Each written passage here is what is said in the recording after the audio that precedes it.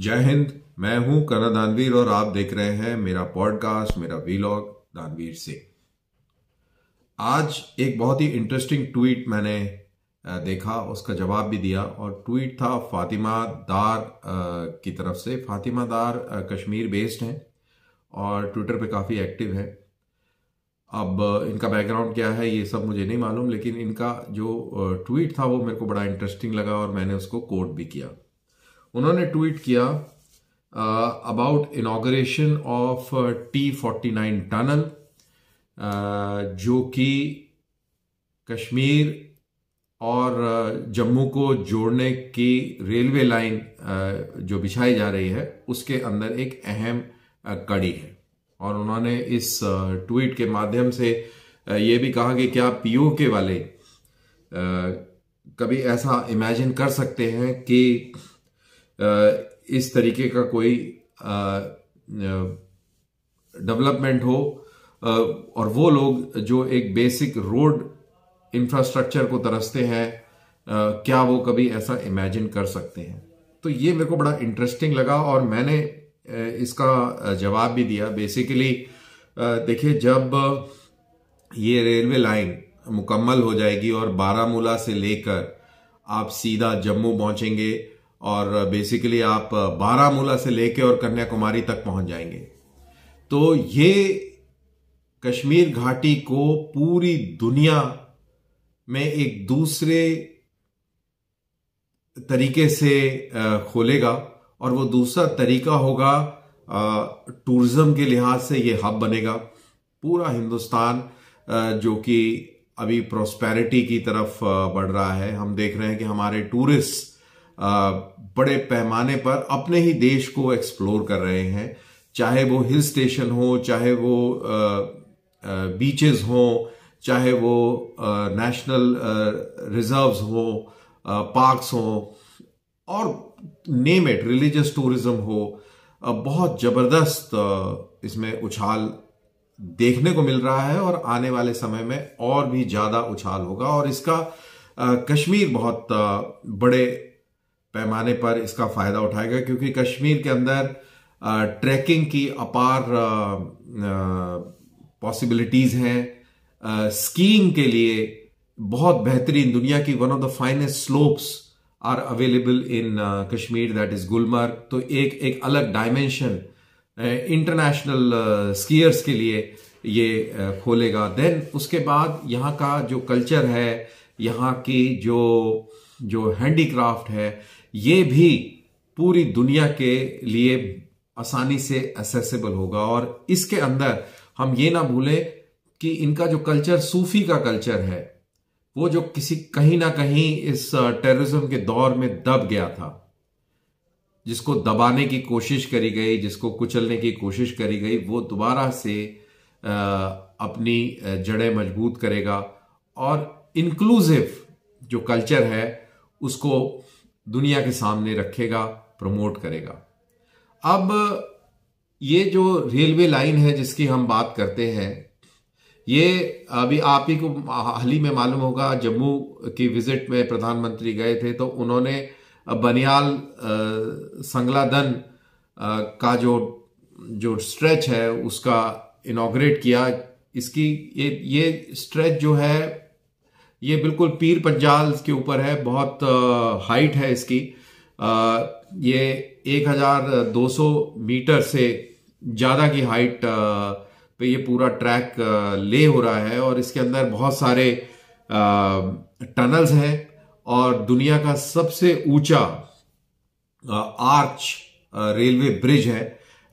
और कहते हैं कि वो आईफल टावर से भी ऊंचा है, तो वो उसकी हाइट है।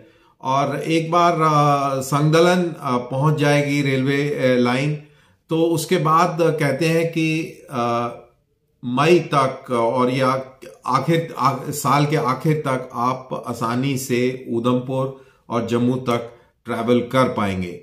अब ये बहुत इंपॉर्टेंट एस्पेक्ट है। फिर आप Baramulla, that is north Kashmir से सेंट्रल कश्मीर, साउथ कश्मीर, अनंतनाग, पुलवामा का ये जो इलाका जो कि बहुत ही टेररिस्ट इन्फेस्टेड रहा है, इस इलाके से होते हुए आप जम्मू, दिल्ली और जैसा मैंने कहा कन्याकुमारी और पूरे देश में कहीं भी आप ट्रैवल कर सकते हैं। और इसका जो फ्लिप जो मैंने बताया टूरिज्म के लिहाज से होगा, वहीं इसका फ्लिप देखने को मिलेगा आपके फ्रूट इंडस्ट्री के ऊपर।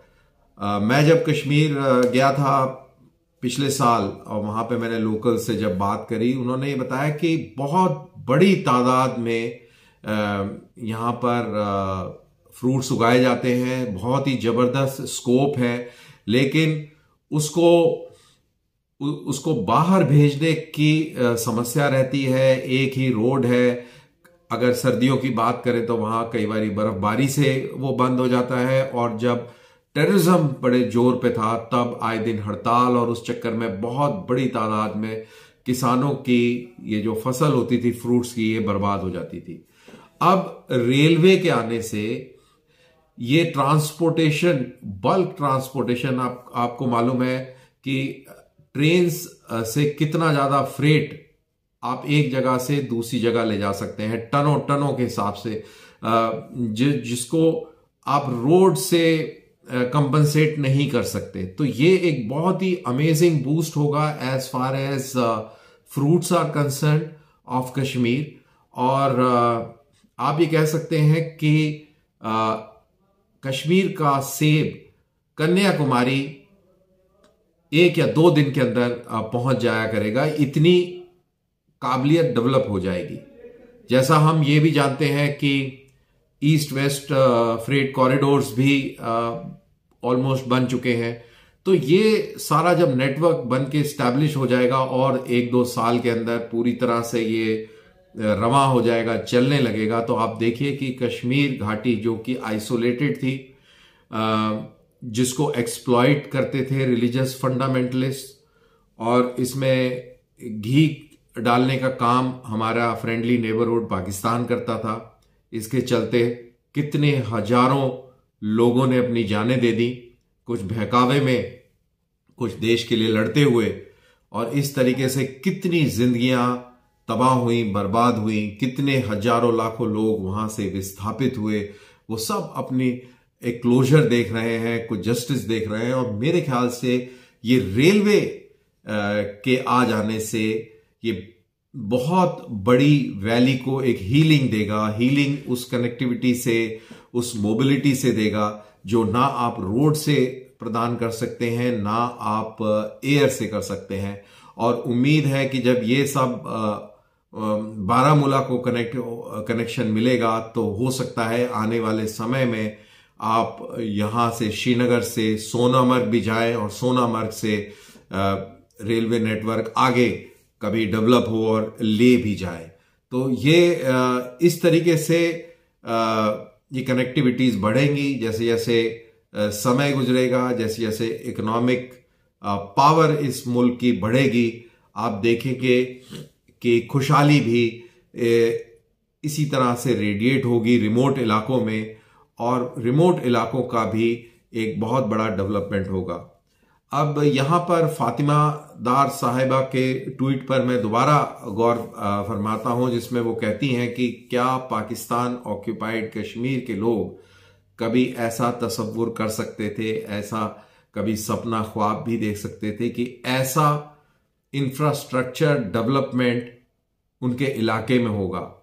ये वो इलाके की बात कर रही हैं जहां पर आए दिन हम प्रोटेस्ट देखते हैं पाकिस्तान की फौज के खिलाफ, पाकिस्तान के हुक्मरानों के खिलाफ, और वो अपने नसीब को कोसते हैं कि किस दिन वो पाकिस्तान के चंगुल में जा फंसे। तो ये रेलवे नेटवर्क से जो बरकत आएगी, जो प्रॉस्पेरिटी आएगी, टूरिज्म को लेकर आएगी, दुनिया को यहां कश्मीर घाटी में लेके आएगी।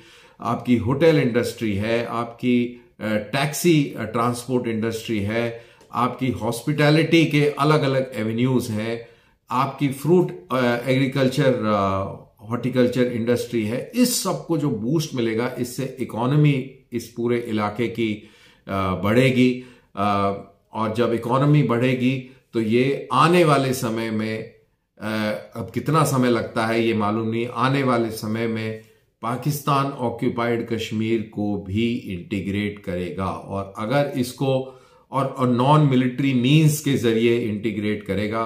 जब हमारे लीडर्स ये कहते हैं कि पीओके हम लेके रहेंगे, तो वो पीओके जो हम लेके रहेंगे वो हम फौजी जंग छेड़कर नहीं, बल्कि पीपल्स पावर के जरिए हम इसको लेकर रहेंगे। अब लेकर रहेंगे ये कोई जमीनी टुकड़ा नहीं है, ये जज्बात है, ये इंसान है, इंसानियों के साथ एक लगाव है, कल्चर के साथ लगाव है, हिस्ट्री का एक तकाजा है। तो बहुत सारी चीजें हैं, इन सब को अगर हम देखकर, इस रेलवे लाइन को अगर हम देखें, इन सारी चीजों को समझकर, तो आप समझ पाएंगे कि ये कितना बड़ा डेवलपमेंट है। ये 272 किलोमीटर शायद इतना ही लंबा है, इतने किलोमीटर लंबा ये रेलवे ट्रैक पूरे इस इलाके को तब्दील कर देगा। और जो लोग इस डेवलपमेंट से महरूम रह गए because of history, because of बदमाशी, बिकॉज ऑफ षड्यंत्र, वो लोग भी इस जर्नी में जुड़ना पसंद करेंगे। और मेरे को पूरा भरोसा है कि वो दिन जरूर आएगा कि ये लोग भी इस जर्नी का एक अहम हिस्सा बनेंगे। तो इसी के साथ मेरा ये वीलॉग यहां पर समाप्त होता है। दोस्तों से शेयर कीजिए और अगले टॉपिक का इंतजार कीजिए। जय हिंद।